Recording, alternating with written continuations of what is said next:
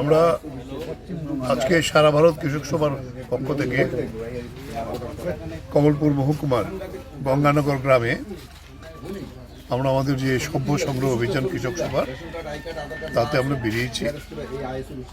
আমাদের সব মিলিয়ে নেতৃত্ব কর্মীরা প্রায় 50 জনের উপরে এই অভিযানে অংশগ্রহণ করেছে।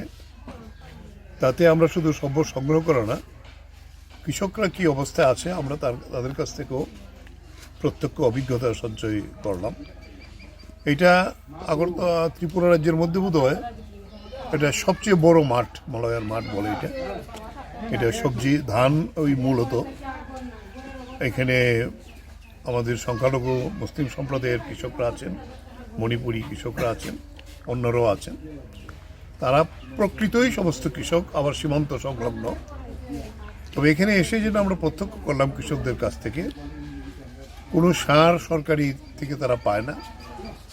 ইউরিয়া সার 12 টাকা 15 টাকা কেজি কিনতে হয়, সুপার ফসফেট 15 থেকে 20 টাকা করে কিনতে হয়, এবং যেটা পটাশ এটা প্রায় 45-50 টাকা বললো পার কেজি তাদের কিনতে হয়।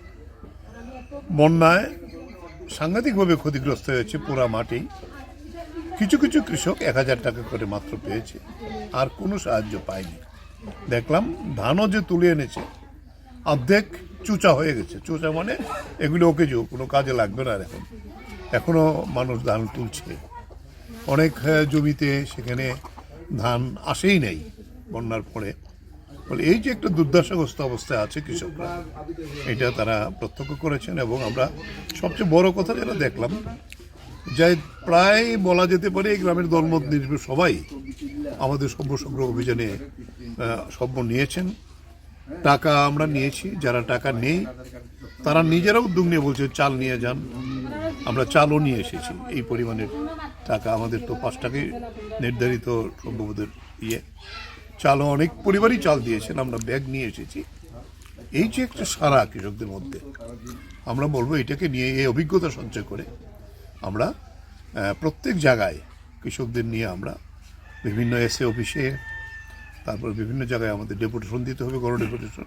এটা কৃষকদের দিক থেকেও এসছে এবং তারা অনেকেই এখন এটাতে অংশগ্রহণ করার জন্য যে আমাদের ডাকবেন আমরা যাব, কারণ এটার অবসান হওয়া দরকার।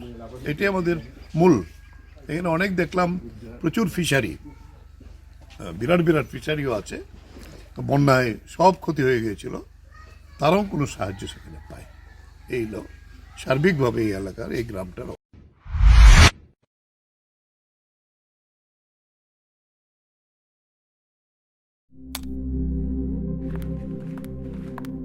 রিয়া, ডাকছিলে বাবা? কতদিনের রিলেশন? বছর 5 হবে। কেন? একবার জানালি না? সম্পর্কটা তো আমার, বিয়েটাও আমার, পছন্দও আমার।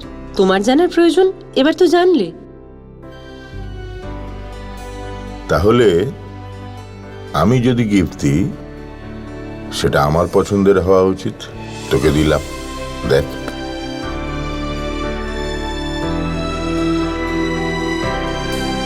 বাবা, 7 দিন ধরে অরিজিতের প্রোফাইল অবজার্ভ করছি। Good choice. তোমারও। রাধাকৃষ্ণ জুয়েলারি, ভালো লাগায় ভালোবাসায়।